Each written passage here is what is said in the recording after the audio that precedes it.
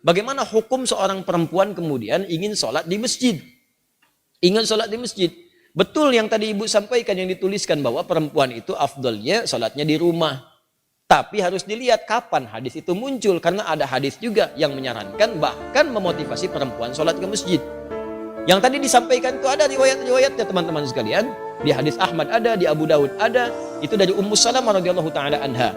Ya, afdalu masajidin nisa qa'ru buyutihinna. Ya, keutamaan atau khairu masajidin nisa. Masjidnya perempuan itu yang terbaik itu qa'ru buyutihinna, di tengah-tengah rumahnya, di dalam ruangan rumahnya. Bahkan di hadis lain, di kamar itu lebih bagus. Ya, kemudian daripada di ruang tengah. Ruang tengah lebih bagus daripada di depan rumah. Artinya semakin ke dalam, semakin di rumah, itulah masjid terbaik bagi perempuan. Kapan hadis itu muncul? Ketika perempuan itu belum aman untuk ke masjid. Awal-awal dibangun masjid di Madinah, baik itu masjid Nabi yang kedua dibangun setelah Quba, kemudian orang-orang pada ke masjid, maka terjadilah 3 sifat yang jika ada 3 sifat ini perempuan dianjurkan di rumah. Dan nilainya sama dengan laki-laki ke masjid. Apa 3 sifat ini? Pertama, ada kewajiban yang berlaku bagi perempuan di dalam rumahnya.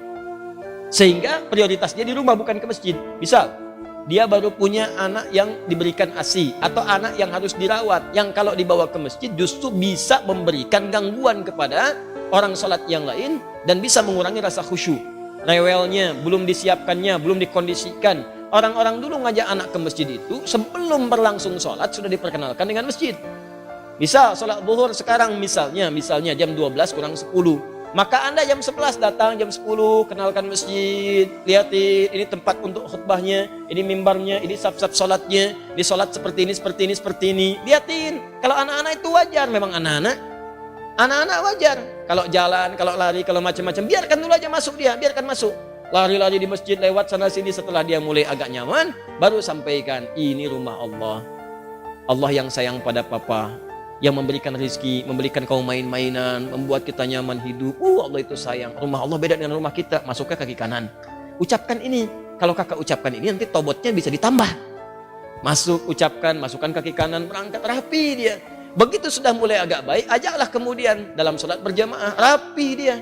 Dalam sholat dia rapi, setelah sholat lari, biarkan aja namanya anak-anak. Yang repot itu kalau ada orang tua kekanak-kanakan, habis sholat lari-larian. Itu yang repot. Kakek-kakek habis sholat main prosotan di situ, baru kita repot di situ. Kalau anak-anak ya biarkan aja namanya anak-anak. Naik ke punggung biarkan, Anda sholat sunnah dia naik biarkan, gak apa-apa, gak usah repot dengan itu. Ini orang tua sekarang repotnya, mohon maaf di rumah disuruh ke masjidnya bukan untuk sholat, malah disuruh main. Kalian ini rame aja di rumah, main sana ke masjid, ya main dia di masjid. Jelas ya? Maka itu poin untuk pentingnya. Maka yang pertama, kalau ada tugas perempuan di dalam rumah, memang hanya perempuan yang bisa mengatasi, maka yang afdol itu di rumah, jangan paksakan ke masjid. Suami dorong ke masjid, anak laki-lakinya dorong ke masjid. Dorong ke masjid, investasikan. Ayo nak ke masjid, dorong. Antum yang perempuan di rumah. Itu afdolnya. Yang kedua, jika kemudian di jalan itu belum aman dari fitnah. Ini terjadi di zaman Nabi, awal-awal dibangun Masjid Nabawi itu, bahkan jangankan ke masjid, malam-malam itu suka buang hajat, tidak ada toilet. Yang ada itu kebun-kebun, di kebun-kebun kurma macam-macam. Perempuan-perempuan juga demikian. Begitu keluar sering diganggu oleh preman-preman Madinah. Awal-awal di Madinah itu ada preman. Ada, kemudian tobat. Jadi kalau ada preman sekarang telat. Kalau nggak tobat keterlaluan. Orang jahiliyah, tobat, preman, tobat, telat. Kalau sekarang ada preman, tidak tobat. Ya Alhamdulillah. Kemarin saya lihat ada banyak yang baik-baik. Saya waktu mengisi untuk persiapan Ramadan, itu Masya Allah ada teman-teman dari PANG. Sahabat-sahabat PANG, Masya Allah tampilan badannya macam-macamnya. Tapi Masya Allah tobat mereka. Begitu bertobat, hal pertama yang mereka lakukan adalah mengganti namanya.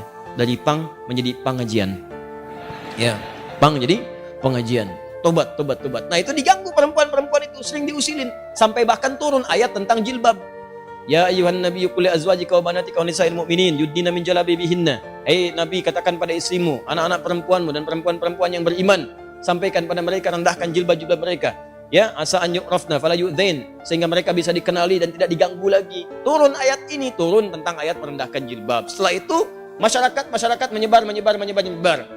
Yang ketiga, memang tidak ada tempat khusus untuk perempuan. Adanya laki-laki saja. Jadi kalau masuk ke sana dia khawatirkan ikhtilaf. Itu yang berbahaya.